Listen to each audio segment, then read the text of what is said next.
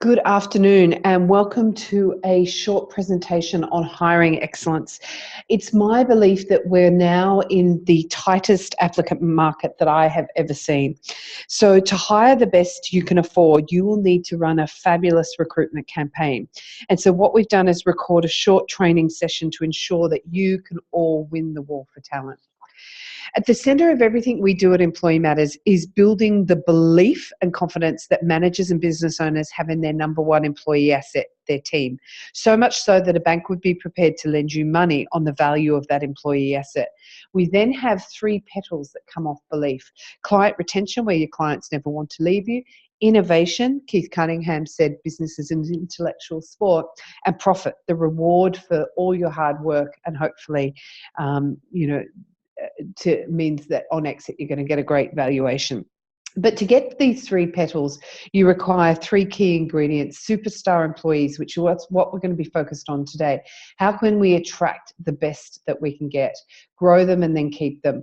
We also talk about entrepreneurial thinking, where you give your employees the opportunity to follow a continuous improvement approach, to dream, to create, to innovate, but you give them a safety net to do that. And the last one is you need to be able to build volunteer behaviours within your team through giving them great leadership, rewarding them, and also building a highly engaged and highly productive team. So this is how we create employee assets for our clients. I love this quote. Richard Branson said, "Clients do not come first, employees come first. If you take care of your employees, they will take care of your clients." So the tip here is to hire the best that you can. But I see a lot of mistakes that a business owner's making. Often they make a premature offer to a candidate when they haven't been through a really considered process. There's a halo effect where a candidate gives you a great answer up front, and then that skews the whole interview and negatives may be overlooked. There's the 80-20 rule. The interviewer talks too much and is not listening enough. You as the interviewer should only be talking 20% of the time. You lack a structured recruitment process. You ask inconsistent interview questions across candidates, and you don't have a consistent best practice approach to the recruitment. Questioning techniques, you often use too many closed questions or leading questions, and you're often unprepared. You haven't reviewed the CV and prepared your questions in advance. And often in this day and age, we find that a lot of people are interrupted by their mobile phone during an interview, or they're not in the right venue to get the best outcome. And you're not using the right sourcing channels, so finding out where your candidates are hanging out. So I wanted to share a couple of formulae with you, two of them that I think are really compelling around recruitment costs. When you go out to recruit, it costs between 50 and 150% on top of the base salary to fill that role. And that takes into account a whole lot of things like recruitment fees, time, advertising costs, time for the individual to get up and running. The other thing I'd like you, so when you think about that, I need you guys to think about how important it is to do the best recruitment job that you can and hire the best candidate who's really well fitted, a really good fit to the role. Another formula I wanted to share with you is the cost of vacancy, and people don't think about this in the right way. When you have someone not performing a job, for an example, an executive assistant, there is the view from most business owners that that's saving me the $60,000 a year that it's costing to have them on board. But there's also a cost in terms what we call loss of utilization. So by not having someone in that role, you're losing all the productivity, and you're potentially making your other employees have to carry additional workload, which they may or may not have time for, which could impact morale, it could impact the quality of the service you deliver, and so on. So recruitment is expensive, so I implore you to make sure that you get it right.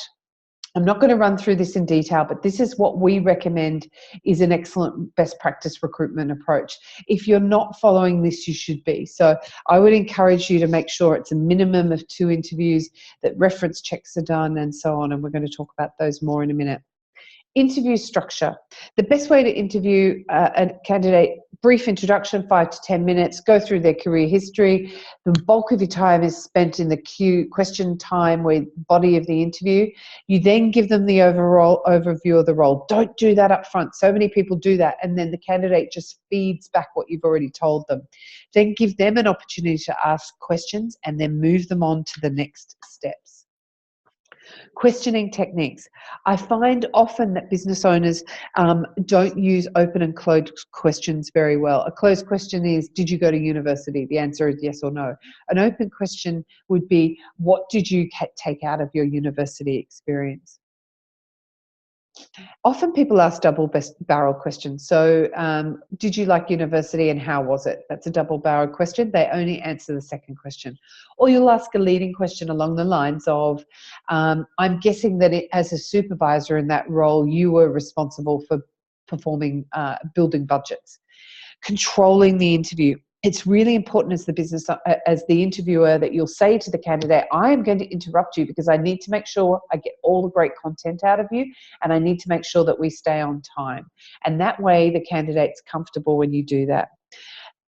Most business owners skim. They don't do deep dive into a question. So in that role, what were you thinking? What did you say? What did you do? What was the outcome? Can you give me an example? That's where you're probing and you're going to get great content.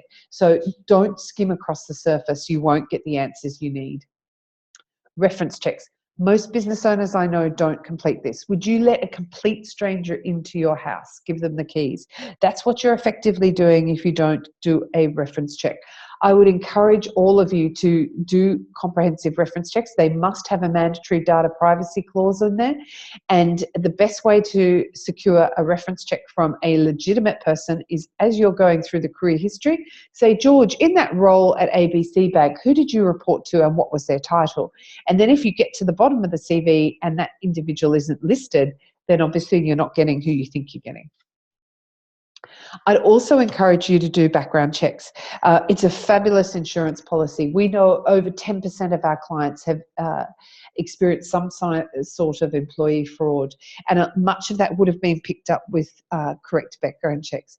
It also gives you the ability to check qualifications and right to work status. So it's a really important one. Because if you have somebody in your business that hasn't got the right to work in Australia, you are personally liable for a fine. So that's all I wanted to go through with you today. I wanted to make this short and sharp, but to give you some content that might help you.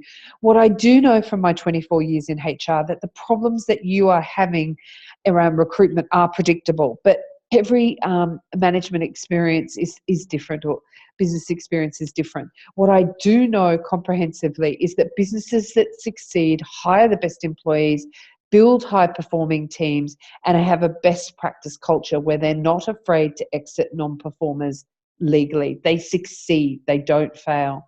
Remember, your employees are your greatest asset and also potentially your greatest liability. I'm more than happy, or any of my team are more than happy to talk to you at any time. You can find us at employeematters.com.au. And remember, your employees really do matter.